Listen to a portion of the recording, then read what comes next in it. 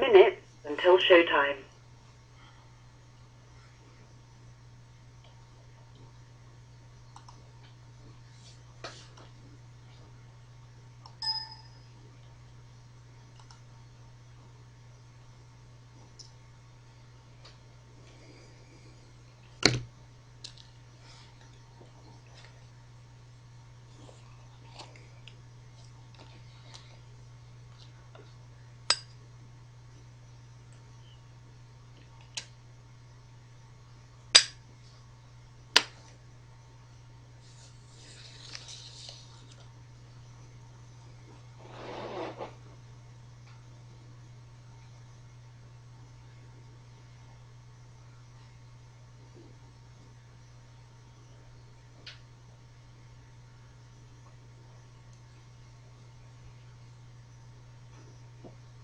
Your show will go live in 5 seconds. 4, 3, 2, 1.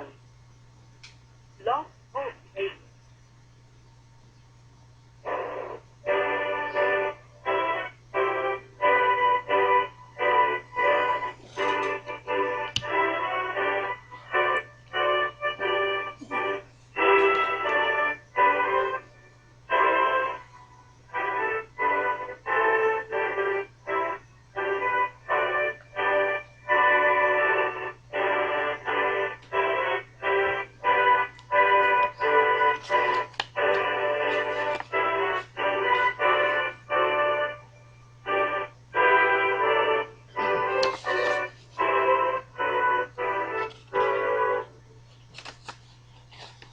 Boa noite, meus amigos. Estamos aqui de volta. Como sempre, começamos invocando a Santíssima Virgem Maria, o Santo Padre Pio de Pietrelcina, para que roguem a Deus que nenhuma injustiça se cometa neste programa. Eu queria lembrar a todos que as inscrições para o curso online de filosofia, do Seminário de Filosofia, continuam abertas. A pessoa pode entrar a qualquer momento.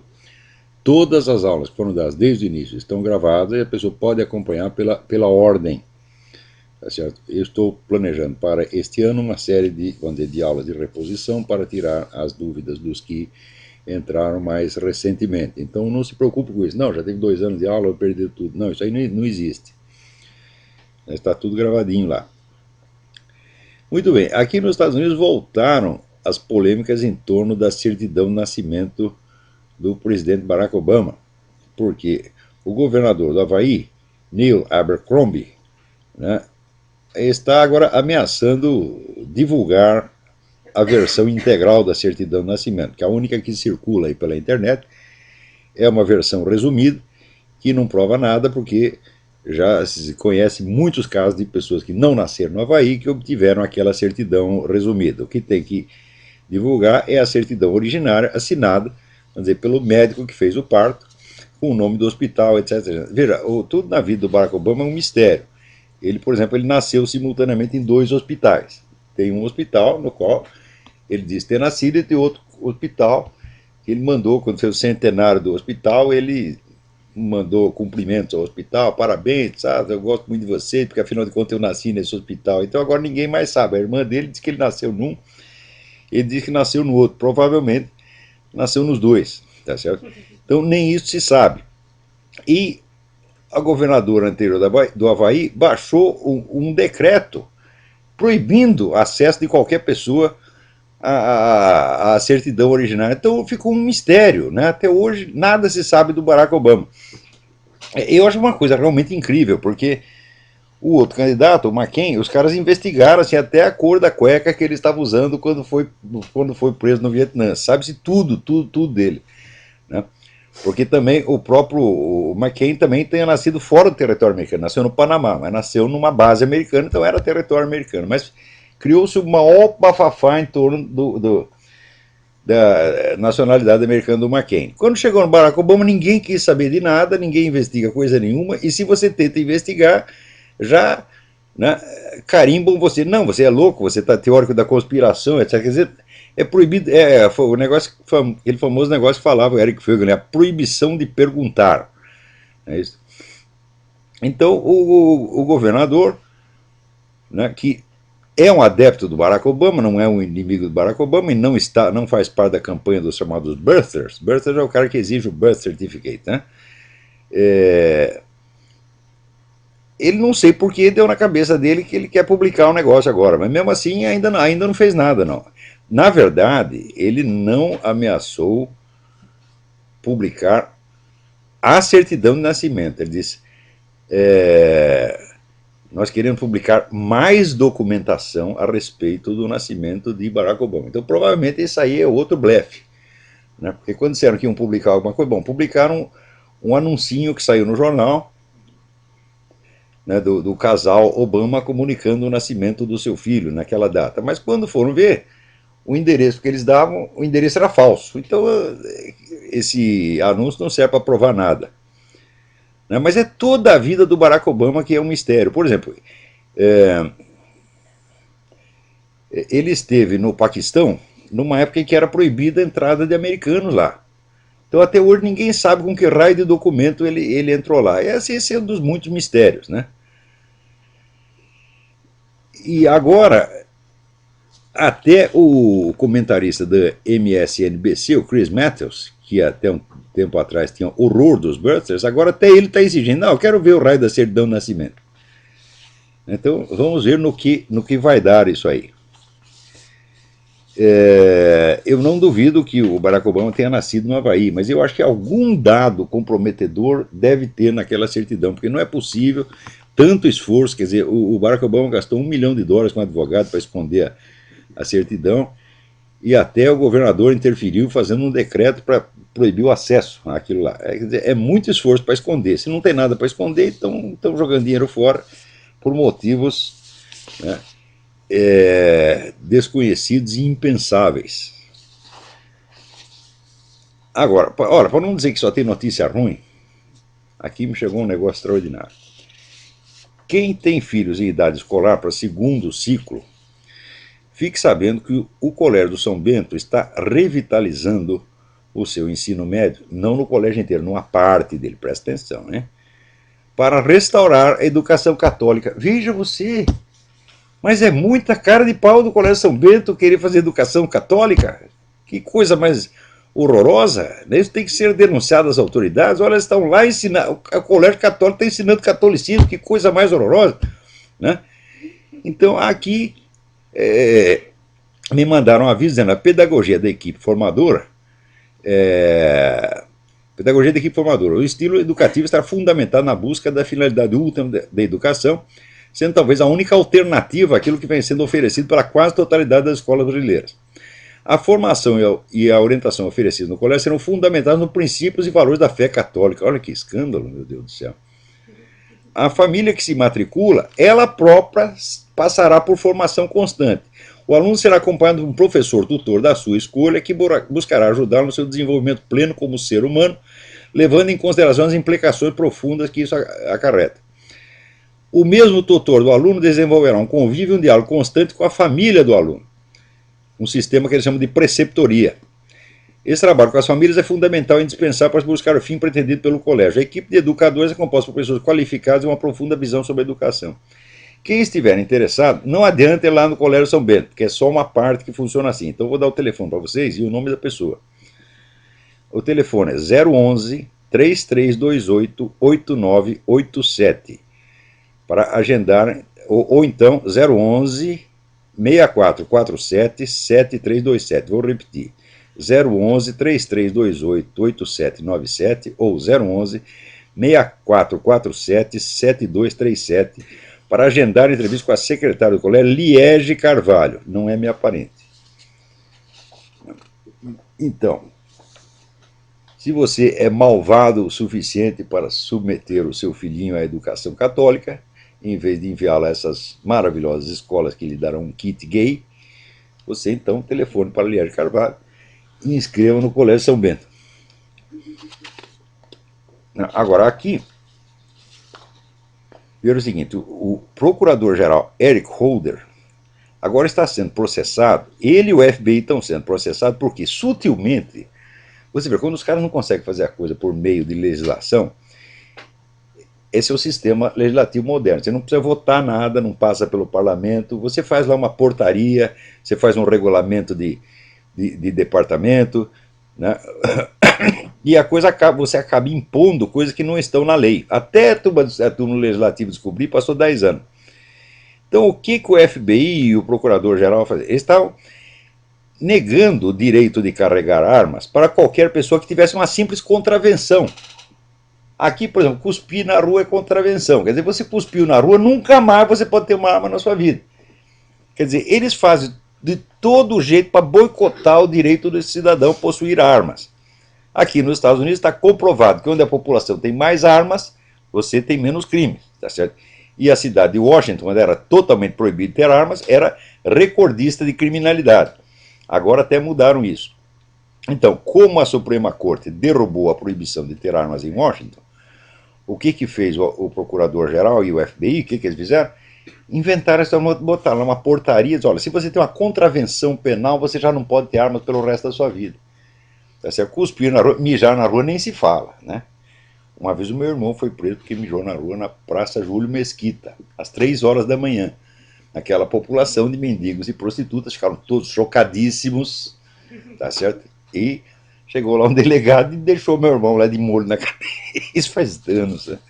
Então aqui também é uma coisa, mijou na rua, nunca mais você vai ter uma arma. E isso é completamente ilegal, anticonstitucional. Então agora tem um pessoal que está processando o Eric Holder e o FBI. Vai lá, toma o dinheiro deles, ou põe esse desgraçado na cadeia, né? Agora, no Brasil, o assunto da semana, evidentemente, é essa coisa do PLC 122. Né? Que está aqui, alguém me manda um artigo escrito por um sujeito chamado Paulo Tavares Mariante, no qual ele afirma, mas a cara de pau dessa gente é ilimitada, ilimitada. Olha aqui, diz ele, não há nenhum dispositivo no projeto de lei 122 que pretenda impedir a justa e legítima manifestação religiosa, até porque o direito à liberdade de culto e de expressão religiosa está plenamente garantido pela Constituição Federal. Ora, meu Deus do céu. Veja, eu vou ler aqui para vocês um artigo, um pedaço, pelo menos, de um artigo que eu vou publicar essa semana no Diário do Comércio, para vocês terem ideia de até onde vai essa coisa. Né? O artigo chama-se Camisa de Força.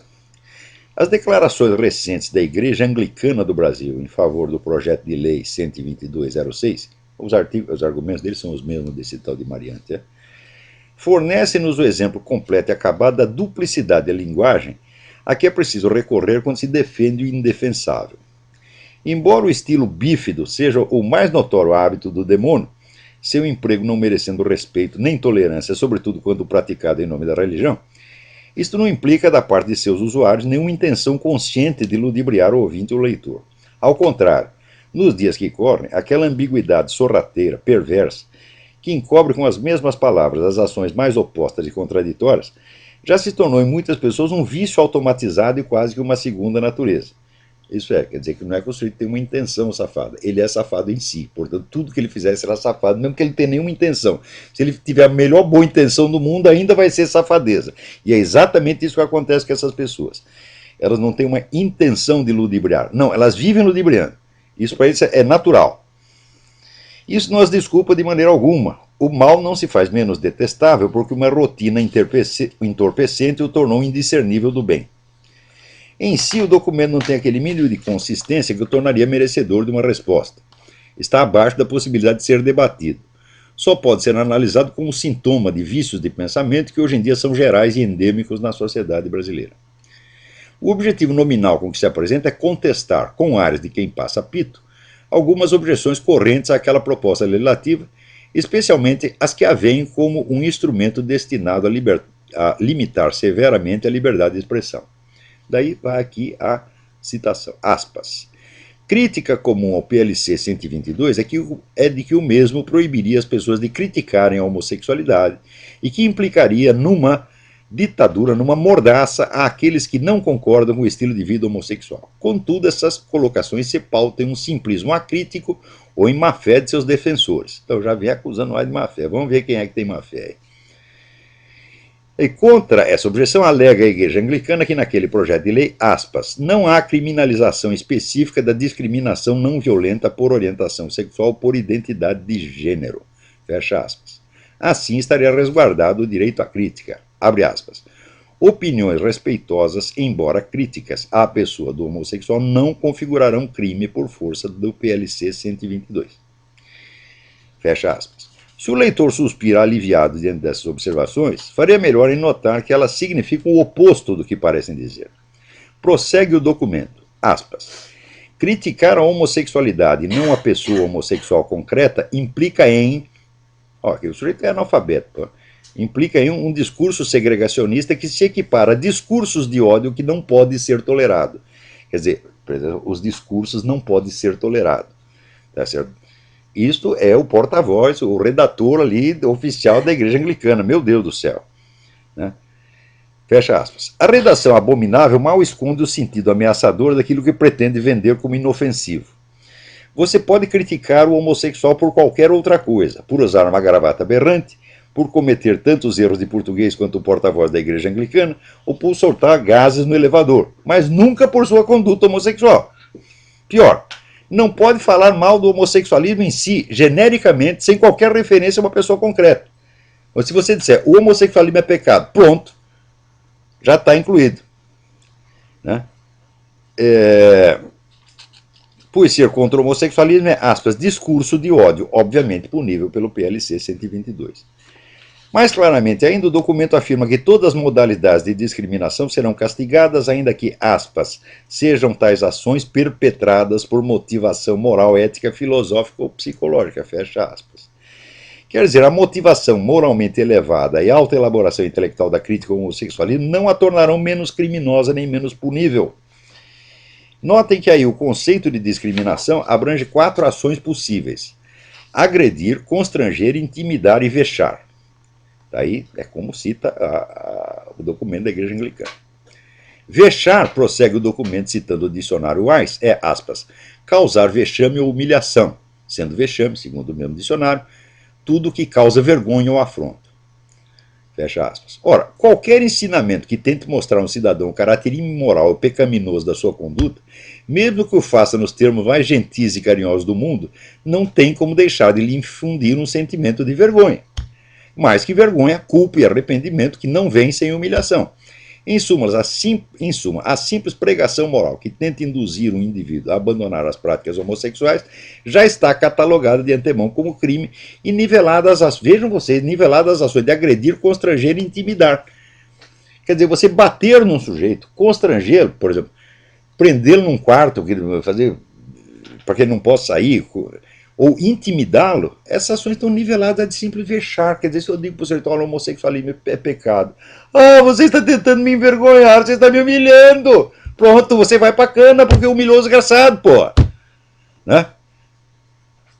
A permissão de, aspas, opiniões respeitosas, embora críticas, fecha aspas, é com toda evidência uma armadilha destinada a proibir toda e qualquer opinião crítica, mesmo moralmente digna e fundada em motivos intelectualmente relevantes.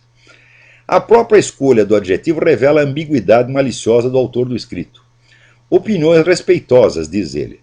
Respeitosas a quem e a quê? Respeitosas à pessoa humana somente ou respeitosas aos seus hábitos homossexuais também? É evidente que se alguém considera um hábito respeitável, não tem por que criticá-lo do ponto de vista moral. Se o critica, é porque não o considera respeitável de maneira alguma. Dito de outro modo, você pode criticar o homossexual desde que aceite sua conduta homossexual como respeitável e superior a críticas, e desde que se abstenha até mesmo de dizer alguma palavra contra a homossexualidade em geral. Chamar isso de mordaça é eufemismo. Mordaça impede apenas de falar, não de pensar. O PL 122 não é uma mordaça, é uma camisa de força mental que impõe a todos os possíveis críticos do homossexualismo uma obrigação psicologicamente impossível, a de criticar sem críticas. Muito mais do que restringir a liberdade de expressão, estrangula a liberdade de pensamento. É uma lei propositadamente absurda, feita na base da estimulação contraditória, para instilar na população um estado de perplexidade apatetada, temor irracional e obediência canina. Se esse monstrengo jurídico, digno da rainha de copas, nasceu da pura confusão mental de seus autores ou de um propósito maquiavélico de reduzir o público à menoridade mental, é algo que se pode conjecturar. As duas hipóteses não se excluem, nem no projeto em si, nem na sua apologia anglicana. Ora, esse negócio da estimulação contraditória e de colocar as pessoas numa numa posição absurda, se revela ainda mais claramente, né, agora comentando já um artigo, se revela ainda mais claramente quando se vê este kit que o Ministério da Educação preparou para ser distribuído a todas as escolas. Pelo conteúdo do kit, se entende qual é a interpretação que o governo da República Brasileira dá a esses crimes de discriminação. O que eles consideram discriminação e o que o governo considerará punível. Então ali passa um vídeo, né, de um menino que se chama, sei lá, Zé Roberto, Toninho, sei lá o quê, mas que lá pelas tantas ele sente que é menina e ele exige ser chamado de Bianca, né? Então, quando as pessoas se recusam a chamá-lo de Bianca, então o Ministério da Educação diz que isso é uma odiosa discriminação. Porque o cara sentiu que é mulher, pô. Né? Ora, meu filho, se eu sentir que eu sou o hipopótamo, né? O que vocês vão fazer comigo? Né? Então, veja, este vídeo mostra que você recusar-se a tratar um travesti, transexual, drag queen como mulher será considerado discriminação e será, portanto, punível pela PL 122. Agora acontece o seguinte, o sujeito chega dentro de mim, eu vejo que ele é um homem, né? Tem todas as características anatômicas de homem, apenas está com uma peruca e com um vestido tubinho, tá certo? Então, eu vejo que ele é homem, eu sinto que ele é homem, mas ele sente que ele é mulher. Quer dizer, a fantasia sexual dele torna-se mais respeitável do que a minha percepção e o meu sentimento. O que vale é o sentimento dele. Ora, eu estou vendo que o cara é homem, portanto sinto que ele é homem. Agora, ele, que também vê que ele é homem, ele sente que ele é mulher. Então o sentimento dele vale e o meu não. Quer dizer, eu sou obrigado a furar os meus próprios olhos para ver as coisas do jeito que o travesti quer e não do jeito que eu estou vendo. Ora, isso é de uma perversidade psicológica fora do comum. Porque é aquele negócio do Groucho Marx, afinal, você vai acreditar em mim ou nos seus próprios olhos? Né? Quer dizer, a autoridade moral da fantasia sexual se sobrepõe à autoridade dos 5 sentidos, meu Deus do céu. Né? Outro dia, eu vi aqui em Washington um sujeito, aliás, com um vestido tubinho cor-de-rosa. Era um camarada de 2 metros de altura. Né? E o fato dele estar vestido como mulher só fazia transparecer a sua macheza. Eu nunca vi um sujeito tão macho na minha vida. E é por contraste, quanto mais feminino ele queria parecer, né, mais a natureza dos fatos protestava que ele era homem. Então, vai ser difícil esse negócio, quer dizer, coloca você numa posição psicologicamente insustentável. E lhe impõe a tirania do capricho do outro. Né? Porque amanhã ou depois o sujeito diz, agora não sou mais mulher. Não aconteceu outro dia, vocês não viram o caso do inglês, que até cortou o peru. Cortou o peru e depois se arrependeu. Não quero mais, agora quero ser homem de novo. Daí mandou, como tinha dinheiro sobrando, mandou fazer outro peru. Né? E arrumou a mulher e está lá casado com a mulher. Quer dizer, o senhor primeiro nos impõe que nós temos que chamá-lo de Bianca, de Ângelo, de Teresa. Né? Depois fala, não, agora eu sou o Armando, sou o Zezinho. Que há? Que palhaçada é essa? Como é que nós vamos aceitar uma imposição absurda dessa? Isso é realmente a legislação da rainha de copas, né? Quer dizer, primeiro a sentença, depois o julgamento. Né? Quer dizer, é uma lei absolutamente dadaísta que impõe a loucura dos legisladores a toda a população. Nós não podemos aceitar isso de jeito nenhum, independentemente de discutir a questão do homossexualismo. Agora, pior, para mostrar que tem mais absurdo ainda. Né? Esses fulanos que pretendem ser chamados de Ângelo e Teresa classificam-se em 3 tipos. O primeiro é o transexual. Quer dizer, o transexual é o cara que tem realmente uma identidade feminina e que, bom, idealmente, ele se submeteria até a uma cirurgia de mudança de sexo. Quer dizer, sacrificaria o próprio peru em defesa da sua tese. Aqui eu sou mulher e vou provar, toma lá o meu peru, leva de volta. A maioria dos transexuais não faz nem isso. Segundo, tem os travestis, quer dizer, o cara que sabe que é homem e gosta de ser homem, mas ele apenas se sente sexualmente excitado quando ele se veste de mulher. E terceiro tem o drag queen, que não é nem isso, que é o cara que se veste de mulher de gozação. Os 3 têm o direito de ser chamado de Teresa agora? E aqueles travestis, que tem muito travesti, que diz, você pergunta, quer fazer operação de cirurgia de sexo, mudança de sexo? Não, eu quero o meu peru, tenho muito orgulho do meu peru. Você veja, essas esses sites da internet que fazem propaganda de escort, os escorts transexuais se gabam do tamanho dos seus perus, minha gente.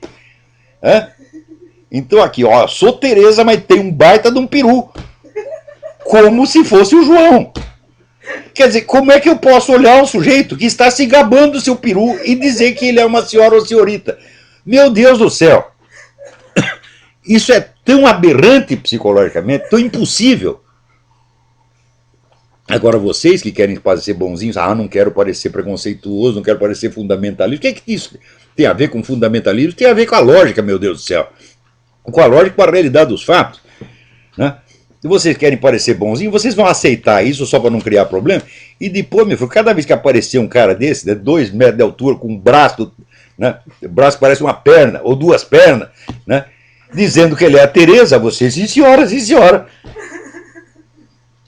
Ora, a pessoa que desmente os seus próprios olhos desmantela a sua consciência, avilta a sua inteligência, e é isso que esta lei vai impor ao Brasil. O problema do PL 122 não é um problema de moralidade sexual, não tem nada a ver com moralidade sexual, tem a ver com a destruição da consciência da população, tem que ver com a redução da pessoa à condição de menor de idade e até de bebê. É isto que se objetiva com isto. Não é a proteção às supostas camadas perseguidas, é a divinização do Estado que agora determina o que você tem o direito de ver e o que você não tem o direito de ver. Quer dizer, você vai olhar um macho e você vai ter que dizer que é uma fêmea. Amanhã ou depois você mostra o hipopótamo, vai ter que dizer que é um colibri. E assim por diante, pô. Então, agora, quando os caras defendem coisas absurdas, eles começam a apelar para todo tipo de argumentação, mas tão baixa, tão né, subginasiana, que dá até dó. Me mandaram aqui um artigo do Drauzio Varela. Eu sempre considerei, olha, eu não levo o meu cachorro para o Drauzio Varela cuidar, tá entendendo? E você olha a cara deles aqui, né, o cara dando conselho de saúde com aquela cara de doente, né? Não dá gosto, sinceramente, né? Eu me lembro do meu médico, doutor Carlos Ribeiro, que estava lá com 90 anos, estava forte, saudável, né? Casou com 80 e tantos anos, casou com uma moça de 40, né? Agora, você olha o Drauzio Varela, aquela cara, né, de coitadinho. Então, agora aqui, o Drauzio Varela publica um artigo dizendo o seguinte, dizendo que esse negócio de considerar o homossexualismo antinatural é coisa de gente atrasada, de analfabeto, não de pessoas esclarecidas como ele. Porque, olha aqui, não há descrição de civilização alguma de qualquer época que não faça referência a mulheres e homens homossexuais. Ora, quer dizer que é o seguinte, a universalidade do fenômeno homossexual sempre existiu, desde que o mundo é mundo e todas as civilizações têm. Daí ele tira a conclusão, né, que... Quer ver?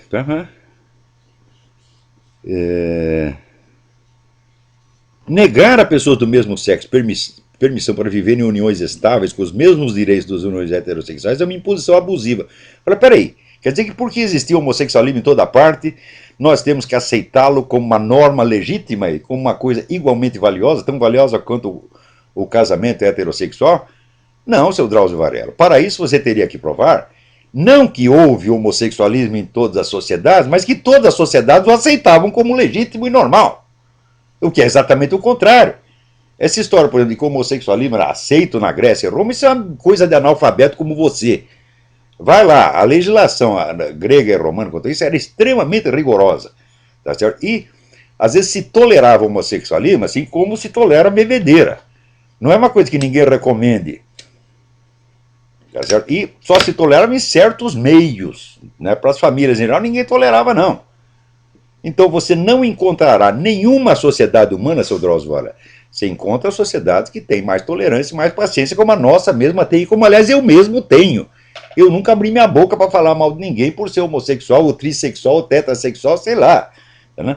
Mas uma coisa é tolerar, agora outra coisa é querer impor como normativo e como coisa de idêntico valor com o casamento. Né? Então me mostra, seu Drauzio Varela, alguma sociedade que tenha considerado a união gay uma coisa tão digna e respeitável quanto o casamento heterossexual, casamento de homem e mulher. Não tem nenhuma, seu Drauzio. Então você nos dá a amostra de um fato, tá certo? E tira a conclusão que não tem nada a ver com esse fato. Ora, quer dizer, daí ele diz, olha, o homossexualismo existe em todo o reino animal. Tem aqui ratos, camundongos, hamsters, cobaias, coelhos, porcos, espinhos, cães, gatos, cabritos, gato, porco, antílope, carneiro, macaco, até leões. Né? Olha só.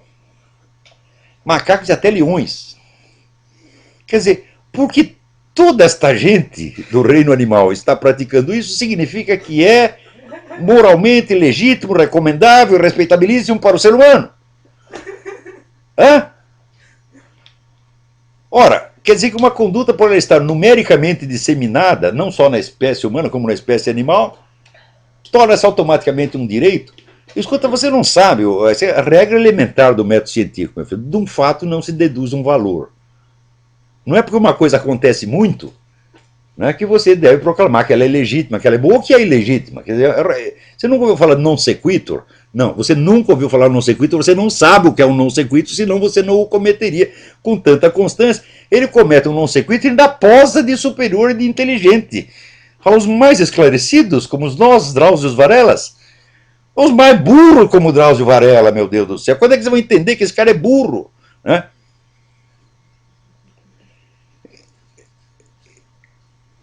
Então, quer dizer, isso aí é não só non sequitur, como o cara está passando, vamos dizer, de um gênero para outro, né? Daí ele diz aqui, se partimos de princípios tão falhos, como justificar a prática do sexo anal entre heterossexuais? Eu digo, mas quem o está justificando? É? Aonde que tem uma legislação que diz que o sujeito tem o direito de traçar o ânus da mulher dele? Não existe esse direito, Drauzio Varela. A mulher pode pedir o divórcio se o cara forçar a fazer uma coisa dessa. Claro, se ela concordar também, tá bom, isso aí é putaria privada, não tem nada a ver com isso. Mas se o cara disser, seu juiz aqui, eu quero divórcio porque minha mulher não quer me dar o rabo. Experimente no juiz para falar isso. Quer dizer, como justificar a prática do sexo anal entre heterossexuais? Ninguém a justifica, nem para os homossexuais, nem para os heterossexuais. Isso não é um direito. Quando é que você vai entender que isso não é um direito? Sexo anal não é um direito. Né? De jeito nenhum. Agora, se há uma concordância mútua, acabou o problema. Continua não sendo direito, é apenas um fato. Né? Mas, né, experimente, seu Drauzio Varela, experimente você fazer sexo anal com uma mulher que não quer. Né? Você vai dizer, é um direito constitucional, tem o direito. Né? Ela vai no juiz e te prende, rapaz. Como tu é burro. Né? E o sexo oral? Né? Sexo oral também não é um direito. É uma concessão que as pessoas fazem umas às outras, mas não é um direito. Direito é aquilo que está assegurado por lei. Se fosse um direito, você poderia pedir o divórcio e ele pedir indenização da sua mulher porque ela não quis fazer sexo anal com você. Né? Não deu para você, e pior, muito menos comeu o seu traseiro, olha só. Né? Ele vai ficar ofendido, chega lá, tem direito a sexo anal passivo. E a minha mulher, só por não ter um peru, não quis me comer, que coisa horrorosa. Como é que nós toleramos um jumento desse opinando e com ares de autoridade ainda desfazendo os outros e se fazendo de superior? Como toleramos esta palhaçada? Né? Não é uma questão de divergência de ideias. Eu não tenho divergência de ideia com o Drauzio Varela porque ele não tem ideia nenhuma. Né? Isto aqui é o subginasiano. Um aluno meu que me apresentasse uma redação dessa, eu botava o cara para fora. Falo, vai lá aprender a pensar, meu filho. E outra coisa, veja lá, ele cita aqui os macacos bonobos, por exemplo, né? E chimpanzés, bonobos que praticam lá a homossexualidade. Ora, meu filho, esse de fato eles praticam, só que tem uma outra coisa que eles também praticam. Eles praticam a pedofilia. É? O macacão grande come o pequenininho. Isso é disseminado, é geral. Torna-se um direito também por isso, quer dizer, porque o chimpanzézão está comendo o chimpanzézinho, tem lá o Drauzio Varela o direito de dizer que, né, isso aí é um direito que tem que ser assegurado a todos, direito constitucional, a pedofilia. E esses caras vão, mais dia menos dia, eles vão querendo nos impor essa porcaria, porque já estão preparando o terreno para isso. E nós ainda continuamos prestando atenção a essa gente. E os caras fazem tudo isso, faz essa ofensa brutal à dignidade da nossa inteligência. Eu não estou falando de moralidade, meu filho. Eu sou o cara mais imoralista que você conhece. Eu sou um cara de uma insensibilidade moral a toda prova. Tá certo? Você pode aparecer com 500 mulheres, 500 homens, como o Luiz Mota. O máximo que eu faço é dar risada. Tá certo? Eu não me sinto ofendido com nada. Se o cara me perguntar se deve fazer, eu digo, você não deve fazer. Mas eu não me sinto ofendido com nada. Também eu acho a coisa mais engraçada o pessoal usar a palavra homofobia. Quer dizer, você tem medo. Digo, ora, eu me lembro que no tempo que eu estava no ginásio tinha aqueles menininhos que pareciam menininha, né? Alguém ficava aterrorizado com eles? Quer dizer, entra o garotinho lá fazendo, né, desmunhecando, fica todo mundo aterrorizado, se esconde embaixo da carteira. Ai, que medo! Ora, meu Deus do céu, que coisa mais absurda, isso jamais aconteceu. Homofobia não existe, né? É uma invenção da cabeça perversa, né? E essa famosa violência, inclusive veja, o título dele também é um non sequitur, porque ele fala violência contra homossexuais, e no longo do artigo ele não cita violência nenhuma, né? Ele fala apenas de que estão negando um direito. Veja, o sujeito inventa que ele quer um direito e começa a raciocinar como se esse direito já existisse. Estão me negando o direito ao casamento gay, quer dizer, como eu tenho direito ao casamento gay, os caras me negam. Fala, porra, meu Deus do céu, quem é que não vê que isso é vigarice? Não? Os que se sentem ultrajados pela presença de homossexuais, que procuram no âmbito de suas próprias inclinações sexuais as razões para justificar o ultraje. É sempre esta presunção de que se você é contra o casamento gay, é porque você se sente ultrajado pela presença de homossexual. Olha, eu só vi pessoa ultrajada pela presença homossexual numa sauna gay. Eu contei esse episódio aqui, né, que teve um debate dentro do movimento gay, porque os machões iam na sauna gay para encontrar outros machões, e tinha alguns travecos que tinha cara de pau de entrar lá com sutiã, os peitão, etc, etc. Os caras ficaram ultrajados e eu tenho nojo disso. Agora, imagina um heterossexual dizer, tenho nojo disso. Né? Primeiro, não é normal você ter nojo de dessas coisas, né? Nem se sentir ultrajado pela presença do homossexual, a não ser, por exemplo, numa igreja, num culto religioso. Por quê? Porque isso é crime de ultraje a culto, que esse pessoal pratica o tempo todo. Né? Agora, não é só ultraje a culto, veja você o que eles fazem. A BBC, né, outro dia passou um programa, série chamada Natividade, onde lá diz que a Virgem Maria é prostituta. Isso não é ultrajar, não é ofender a religião dos outros, nós não temos sentimentos religiosos, não. Quer dizer, o nosso sentimento de respeito, devoção, amor à Santíssima Virgem Maria não merece ser respeitado. Agora, o sentimento de um machão peludo que acha que é mulher, esse sim é sacrossanto. Ora, vamos pra merda, porra! Quer dizer, o que é isto? Tem alguém na linha aí? Alô, quem é? Tudo bom? Tudo bem, quem tá falando? Tudo bem, é Carlos aqui de Jacareí. Sim, tudo bem. Duas perguntas, tá? A primeira é o seguinte, por que muita gente fala que o Hitler, o nazismo, era de direita? Tá? Olha, na época todo mundo sabia que não era. Se você ver a documentação, né, eu outro dia mesmo estava lendo o famoso livro do Drie de la Rochelle, que era um propagandista do nazismo, chama Socialismo e Fascista. Socialismo fascista. Todo mundo sabia que era um regime revolucionário, tá certo? E quem primeiro reagiu contra ele foram os conservadores. O pessoal da esquerda queria acomodar. Na França foi assim. Todo o pessoal da esquerda queria acomodar com Hitler. Tá lá, inclusive a esquerda católica. Emmanuel Mounier, essa putada toda. Tudo queria, não, vamos ficar de bem com o homem. E os conservadores falaram, vamos nos rearmar, porque esse cara vai nos invadir. Ou seja, a direita que reagia contra isso. E a esquerda sempre querendo acomodar. Aliás, se querer acomodar, não. A União Soviética foi que armou a Alemanha nazista em segredo. Não existiria exército nazista e não existiria perigo nazista se não fosse o plano de Stalin de usar os nazistas como ponta de lança da revolução. Então essa história que retroativamente vem dizer, não, o nazismo era assim, o instrumento do grande capital. Instrumento do grande capital é uma pinóia. O cara mais rico que tem na Alemanha, que era o tal do Thyssen. O Thyssen ficou com horror do nazismo, fugiu para a França. O Hitler mandou sequestrar o cara e trazer de volta e o fez trabalhar para ele. O próprio Hitler dizia, nós vamos botar empresariado de joelhos. Não era o empresariado, não era o grande capital que mandava o nazismo, era o Partido Comunista que mandava no grande capital. Esses caras inverteram tudo, isso é um bando de vigarista, porra.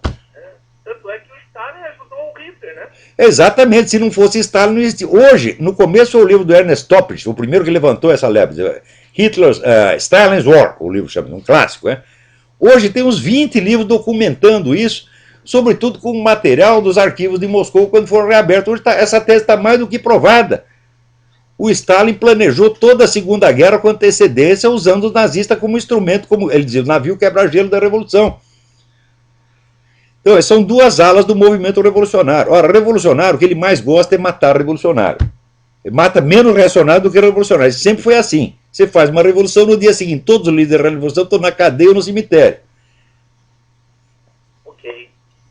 Então, professor, a segunda pergunta era o seguinte: na mesma linha da temática do Dias Gomes e da Janete Kleck, tinha um fundo lá, um pano de fundo de mensagem comunista. Os filmes do Mazzaropi não tinham também esse pano meio comunista, que era lá o dono da fazenda, que maltratava... Não, Mazzaropi tinha assim, tinha aquele apelo social um pouco demagógico, mas eu não sei se o Mazzaropi teve ligação com o Partido Comunista. Provavelmente alguma teve, porque ninguém subia nas artes de espetáculo no Brasil sem passar pelo beneplácito do Partido Comunista. Pode até ser. Eu não lembro direito os filmes, né? Todo filme que eu vi do Mazzaropi quando era criança, eu só lembro de uma cena em que o sujeito está dormindo, vai o cara para acordar ele e fala assim, acorda, acorda. Daí ele dormindo responde, está no poço. Tal, né? Então ficava aquele negócio do empresário, o dono da fazenda, o capitalista mal, né? Bom, esse estereótipo do capitalista mal faz parte, isso aí nem precisa propaganda comunista, isso é o masoquismo burguês. O burguês adora ser cuspido, escarrado, levar pontapé na bunda, adora isso. Então era isso, professor. Então é isso aí, muito obrigado pela sua participação. Abraço. Tchau. Abraço. Agora está aí o Lula, evidentemente, já decretou que o Cesare Battisti não será extraditado. Ora, o Brasil é o maior protetor e terrorista que tem na América Latina, né? Aliás, eu recomendo para vocês, isso aí, prestem atenção. Saiu um artigo do coronel Luiz Villamarín, que é um grande conhecedor do movimento comunista na América Latina. Espera aí que eu já vou achar aqui, tem todo papel que eu já estou até perdido. Ah, está aqui. Luiz Villamarín, olha, procure lá, o site é www.luizvillamarin com dois L's, Villamarin com dois L's e N final.com, né? E o artigo diz aqui, né? A camarada e compatriota Dilma Rousseff é a tábua de salvação política das Farc. E é isso mesmo. E uma das finalidades que a mulher foi eleita é para isso aí mesmo. O governo brasileiro é protetor das Farc. Outro dia mesmo, comentei até na semana passada. Teve um sujeito que era membro das Farc, teve um desentendimento lá dentro, matou 19 membros das Farc e montou sua própria quadrilha de narcotráfico. Chegou no Brasil, foi preso imediatamente. Concorrentes e inimigos das Farc são liquidados na mesma hora. Agora, e as Farc, propriamente dito? Não se toca nelas. E se por acaso um cara das Farc é preso, no dia seguinte, corre toda a putada petista para proteger, para tirar o sujeito da cadeia, para dar emprego, etc., e dar nacionalidade brasileira. Cesare Battisti é a mesma coisa, porra. Né? Então, quem não sabia que o Lula ia fazer isso? Então procurem lá esse artigo, esse importantíssimo, do coronel Luiz Villamarín. Camarada e compatriota Dilma Rousseff é a tábua de salvação política das Farc, que dá para você ler em espanhol.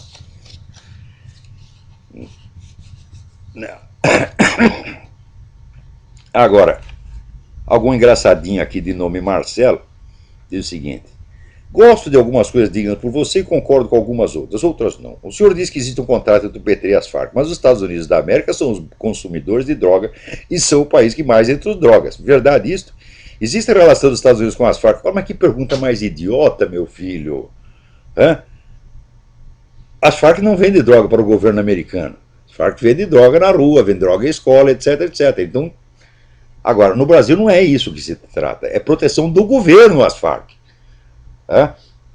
Agora, que existe relação das Farc com gente de muito dinheiro aqui, existe. Isso aí já ficou provado quando o presidente da Bolsa de Mercadoria de Nova York, cujo nome é não sei que, Grasso, esqueci o primeiro nome, é Grasso, foi lá fazer uma visita de cortesia ao Manuel Marulanda Reis, né, na selva amazônica. Então, dinheiro, onde tem dinheiro, meu filho, tem interesse grosso, mas isso não quer dizer que os Estados Unidos, o governo americano, esteja favorecendo isso. Hoje em dia, com Obama, pode até ser, tá certo? Mas não acredito que isso aconteça, não. Agora, aqui estão falando do negócio da discriminação, eles dizem, veja você, né? O apresentador, José Luiz da Atena, foi condenado a uma advertência pela Secretaria de Justiça de São Paulo no processo administrativo que a Defensoria Pública move contra ele por discriminação homofóbica. O processo partiu de uma reportagem no programa Brasil Urgente, durante o qual a Atena usou expressões como travecão butinudo do caramba, ao falar de um travesti. Peraí, por que chamou o cara de butinudo? Hã? Por quê? O travesti agrediu o cinegrafista. Quer dizer, na hora de agredir é machão. Né? Quer dizer, vai lá, bate no cinegrafista e depois, fui agredida. Que coisa mais nojenta. E daí diz que é discriminação chamar de butinudo, mas é claro que é butinudo. Quer dizer, o homem vai lá dar uma prova de macheza e você tem que chamar de Ângela, de Tereza e de senhorita. E daí ainda vem esta porcaria de defensoria pública para impor esta coisa absurda. Né? Vejam vocês, aquele camarada tal do Mariante diz que, né,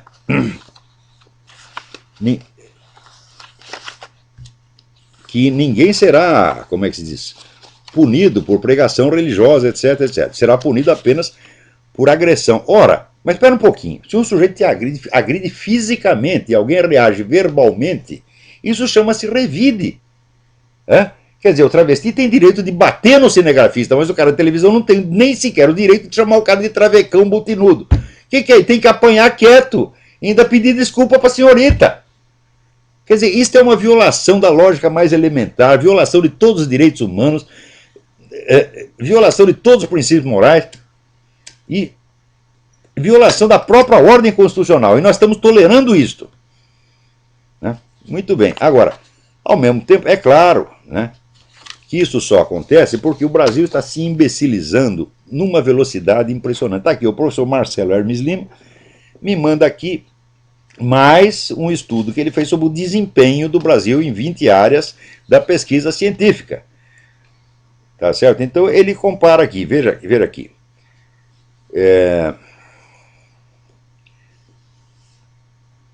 Se vamos dar uma nota ao Brasil em publicações médicas, né, se o primeiro lugar, no caso da Dinamarca, fosse dado a nota 10, quer dizer, o país que tem mais citações dos seus trabalhos científicos, o Brasil teria a nota 2,3. Dos 15 países que publicaram 500 ou mais artigos de neurociência em 2008, o Brasil está na posição 15 no ranking, último lugar entre os países, quer dizer que equivale a nota 0. Dos 18 países que publicaram 500 ou mais artigos em farmacologia e toxicologia em 2008, o Brasil está na posição 16, nota 1,1. Então, quer dizer, o Brasil simplesmente está saindo do circuito científico internacional. A publicação, a produção científica nacional é constituída de trabalhos de escola que o professor força o aluno a publicar, para fazer número, mas só faz número. Porque aquilo não é citado porque não tem valor, não traz informação científica nenhuma relevante, então o pessoal dos outros países lê e esquece. Se é que chega a ler. Né? Então, a mesma queda de inteligência e de consciência você vê num debate como esse da homofobia e na produção científica. Quer dizer, tudo está indo para baixo.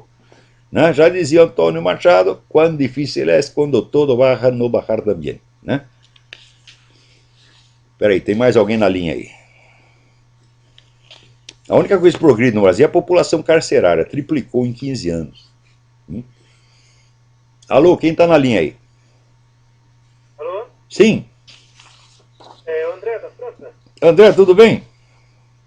Tudo bom, Olavo? Professor, eu gostaria de fazer uma pergunta. Eu vou fazer a pergunta e já desligo. Né? Todos esses acontecimentos e essa questão aí do homossexualismo, enfim, o senhor não acredita que isso tudo seja um cumprimento bíblico, vamos dizer, digamos, no início do João Apocalipse, né, uma perseguição cristã, né, contra os cristãos? Né? Não, eu não sei, eu sou contra esse negócio de achar que nós estamos no Apocalipse, por quê? Lá no Novo Testamento, alguém pergunta para Jesus Cristo quando é o fim do mundo, ele diz, olha, eu não sei, só Deus Pai é que sabe. Agora, no Brasil todo mundo sabe quando vai ser o Apocalipse, né? Você pergunta qualquer pastorzinho, ele te informa a data, a hora e local, e afirma que já estamos dentro dele. Eu não tenho a menor ideia. Eu acho que não, porque na profecia de Fátima, a Virgem Maria disse que ia ter uma grande guerra mundial, que ia ser a pior das guerras, e que depois das guerras começariam os problemas, né? Então ainda falta a guerra, meu filho. Então, apocalíptico não é, não. Isso não é apocalipse. Isso é uma tremenda sem vergonhice, isto sim, né? Então, você também não precisa esculhambar com o Satanás, você está entendendo? Então, eu acho que quando for para fazer mesmo a desgraça final, vai ter pelo menos um lado mais sinistro, né, mais grandioso. Não essa coisa apenas grotesca, ridícula que nós estamos vendo tudo quanto é lado. Então, agora aqui. Oi. Obrigado para você também. Então aqui, o Anderson Lara me pede algumas sugestões de livros sobre política em português. Ora, tá difícil porque em português não se publica nada, mas eu lembrei aqui alguns títulos que você poderia ler, né, que está em português. O primeiro é o livro do François Furet, Furet é F-U-R-E-T, O Passado de uma Ilusão, Ensaios sobre a Ideia Comunista no Século XX, publicado aqui, peraí, deixa eu ver, pela editora Siciliano uns anos atrás. É um dos melhores estudos sobre o comunismo. Sugiro para você um romance, mas é um romance baseado em fatos reais. O autor chama-se Vladimir Volkov, com 2 Fs, V-O-L-K-O-F-F, chamado A Conversão. É um romance sobre a espionagem soviética, mas baseado em extensos conhecimentos, que o Vladimir Volkov é um dos grandes estudiosos de espionagem, desinformação, etc, etc. Ele baseou esse livro exatamente nos fatos, como as coisas se desenrolam mesmo. O terceiro livro que ele recomenda é o livro do Heitor de Paula, O Eixo do Mal Latino-Americano. Esse aí, evidentemente, tem que ler. Então fica aí essas 3 sugestões de leitura para você, né? E deixa eu ver se tem mais alguma coisa. Então, olha aqui, feliz ano novo para todos, muito obrigado a todos que enviaram voz de Natal e ano novo. Não dá para responder um por um, porque são muitos. Eu fico constrangido às vezes, porque o pessoal manda muito e-mail aqui, às vezes coisas importantes. E às vezes até me escapa, porque é tanto e-mail que chega. Eu inventei esse programa para responder os e-mails, tá certo? Para dar a informação que a pessoa pediu por e-mail. Mas acontece que daí esse negócio eletrônico, internet, foi feito para facilitar as tarefas, né? Só que a partir da existência desse instrumento, a exigência centuplica, né? Então, por exemplo, é muito mais fácil você responder e-mail do que botar carta no correio. Sim, só carta no correio você botar 3 ou 4, agora e-mail você tem que responder 800. E é exatamente isso que acontece. Então eu peço de coração desculpas a todos aqueles a quem eu não pude responder, ou mensagem de Natal, Ano Novo, ou qualquer outra mensagem. Peço desculpa de todo o coração, não está dando para fazer. Já não tenho condição mesmo de responder a tudo. Gostaria de ter. Então, por hoje é só, e não esqueçam do Colégio São Bento e também do Seminário de Filosofia, onde estão permanentemente abertas as inscrições. Então, quando mandarem e-mail para o Seminário de Filosofia, mandem também para minha esposa, roxane.andrade@gmail.com, porque daí se escapa, né, dos meus olhos de águia, não escapa dos olhos dela, né, os meus, né, olhos de águia caquética, né, a águia que já não está enxergando mais coisa nenhuma, bate no poste, né. Então, é isso aí, até a semana que vem, muito obrigado.